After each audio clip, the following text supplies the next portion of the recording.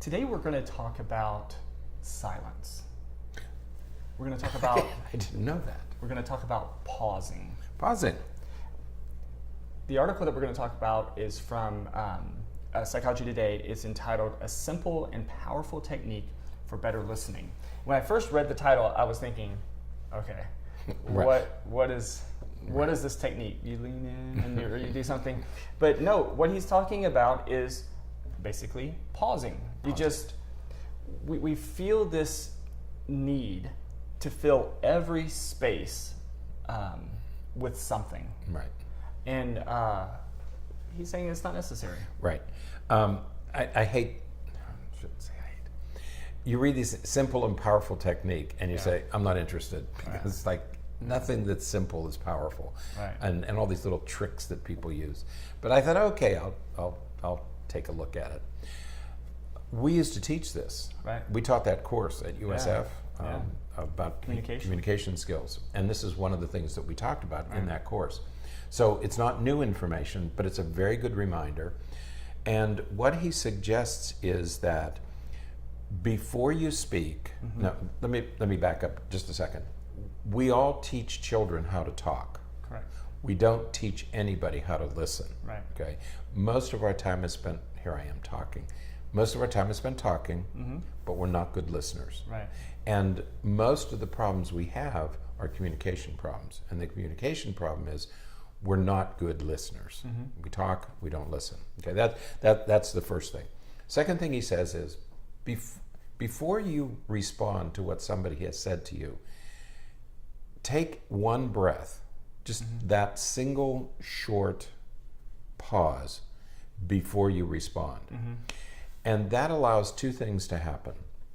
One is that it gives you time to formulate your thinking, to make sure what you're about to say you want to say. Right. It's like read the email before you hit send. Okay, and that's what this is pause before you speak. Right. Okay, think before you speak. The other thing it does, that little gap, that second or two space, allows the other person, it in a sense it gives permission for the other person to continue talking. Maybe they're not finished yet. That little pause allows them to finish their thinking, Right. to finish their thought. Right. Okay? So it serves two purposes. Okay? Right. In everyday life, it's good for conversation. In therapy, it's really good because the therapist, by not immediately responding, gives the client or the patient a chance to speak. Right. There was an article. Pause. See how I did that? See, I was practicing. But it created, you see what happened, it created that discomfort. Okay, the pause made me start. It startled me because who's going to talk now? That's exactly the point. Don't worry about that pause. Right. Don't worry about the anxiety that creates. Right. Yeah, we have to work through that. Right. There was an article published a number of years ago that said that on average, therapists either interrupt or intrude on what their patients are trying to talk about. Right. Many times throughout a single therapeutic session. And you're right, we have to be comfortable, we have to become comfortable with the pause, with that little bit of silence. I have a couple of patients who, they just process slowly. And so it takes them a little bit of time. I can ask them a question and we can literally sit there for 2 minutes before they really formulate how they want to respond. Right. It's slow processing. But you have to allow that time if you want them to really consider and think about what you're talking about. And so I think about these people, when they're at school or at home or when they're with their family or whoever. If they take that long to process a question, just to imagine what's going on at home. They're not they're not able to share their thoughts. They're not able to actually participate because, I think of that scene. You saw Rain Man. I did. A long time ago. But there's a scene in it where Raymond is talking, Tom Cruise's character is talking, and Dustin Hoffman's character responds, says something, and Tom Cruise says, he's answering a question from 5 minutes ago. Right. And it's that. But there was a video about that with children with autism. Right. That they're responding to the question, but it's several minutes later. Right. Right. Yeah. But so it's this idea that we have to allow that time for the information to be processed and analyzed. I mean, if we think about the neuropsychological processes that have to happen when you're going to respond to a question, you have to let it get in there, make sure that you're going to provide the right response, and then go through the mechanism of providing the response. That can take time. You know, we teach teachers something called wait time. When a teacher is in front of a class and asks a question, if somebody doesn't respond immediately, the teacher will answer the question. The kids learn not to say anything, so the teacher will. So we call it wait time, and we say to teachers, when you ask a question, wait 5 seconds before you say anything, because it gives the students a chance to formulate it and to decide whether or not they want to risk getting it wrong. Okay, so you give them time. What this article is talking about is the same thing, but a very brief pause, several seconds instead of 5 seconds. It's a second or two, just long enough to take a short breath before you say anything. Okay, and I think of all the ways that this would be helpful. For example, in my family, when everybody's in the room, and especially if there are visitors, you could have 6 or 7 people in the kitchen at one time, and very often you get these very rapid responses. Somebody talks and somebody responds, and it's happening very quickly. Those are typically not thoughtful responses. Right. They're usually delivered as jokes or little wisecracks, but they're not thoughtful responses, and they can create trouble for everybody. And so every once in a while I have to step in and say, hold, let's slow everything down a little bit, because it's getting a little bit too rancorous. You can imagine what's happening, because I just did it right now.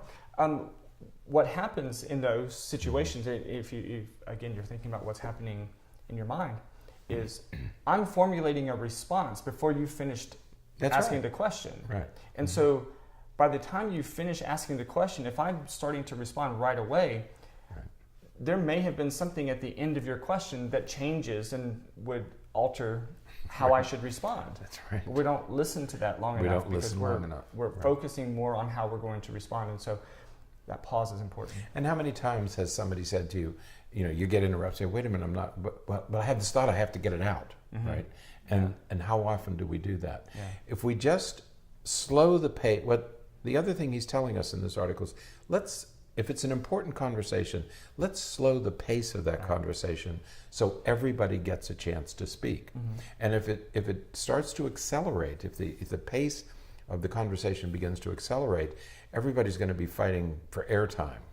I get my opinion out here. And people who are shy won't enter the conversation, and people will be interrupting because they want airtime. If we slow the whole thing down, if everybody slows down a little bit, everybody will have sufficient airtime. You don't have to interrupt. Everybody will be heard. Absolutely. Okay. I think it's especially useful in therapy. When I find myself, every once in a while I'll catch myself thinking, I'm talking too much here. Right. Something's going on here. Is there, because I'm doing too much of the talking. So I have to dismantle all of that and get back to hear the patient's story. Right. That's especially problematic with teenagers, because teenagers are accustomed to, if I just stay quiet long enough, they're going to That's right. They're going to either answer the questions or they're going to they're move on to something else. notoriously good at that. Right. That I'll let Dad do all the lecturing. Right. And then I'm off the hook. Or the teacher. Right. Then I'm off the hook. The kid, you take the kid off the hook. And we're notoriously bad at lecturing our children. And all the lecture does is they tune out. Okay. But it also takes them off the hook. They don't have to do anything because we're doing all the work. Absolutely. So, all right. I think, let me see. Let me make sure. I have to notes. look at my notes, right?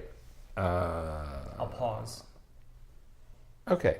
Yeah. I think we've done it. I think we hit all the... This idea comes from a book, Don't Sweat the Small Stuff. Right. Remember that. I didn't read that. Did you read that book? Don't Sweat the... No, you don't read. You listen to podcasts. I absorb. Absorb? Just Take it all in. This is from the book, Don't Sweat the Small Stuff, Ellipse, and it's all small stuff. Right. I might have to take a look at that book. Mm-hmm. Okay. It's a small book. Is it? Yes. That'll be good. I'll read that. Okay. It's from that book.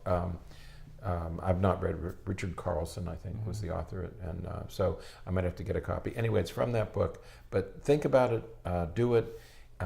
It's a real easy. It really is a very easy, but very powerful technique. Simple but powerful. Simple but powerful. He was right. Yeah. So, all right. That is it for today. Until next time, stay happy, stay healthy, and forget to be afraid.